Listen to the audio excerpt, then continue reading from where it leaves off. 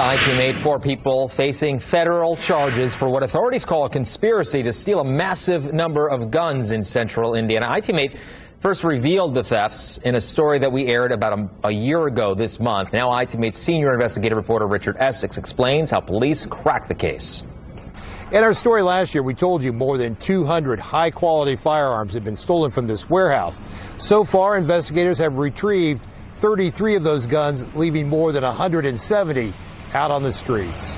Over the course of months, these stolen guns disappeared from the stream of commerce and were pumped into our communities and into the hands of people who had no business having them. Bruce Williams worked at this trucking terminal on the west side of Indianapolis. According to investigators, he stole firearms that were being shipped from the manufacturer to federally licensed firearm dealers.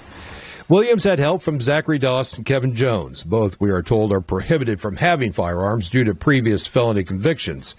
Jones is currently on the run from law enforcement. Over the course of a few months, the 3 men had their hands on more than 200 stolen firearms. Investigators say many of the guns were sold to other people. So sort of the insiders stealing the guns and then selling them to people who have no business having them in the first place. Some of them who allegedly go on and sell them further into the community themselves. The thefts were discovered in March of 2022 and continued for at least another month.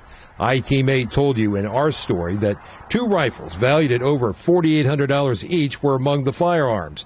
Investigators say all of the stolen firearms are pistols or revolvers, with the exception of 5 rifles. More than 170 stolen firearms have not been recovered. Investigators believe the guns could be anywhere. When the manufacturers report these firearms missing, ATF issues the serial numbers to them for their firearms, so we give them allotments of serial numbers. So that's pretty easy to track back and figure out which ones are missing, and that goes into the NCIC system. If those firearms end up anywhere in the country, they'll be reported as stolen. There are others involved in this case. The indictment did not list their names. In Indianapolis, Richard Essex, Wish TV, iTeammate.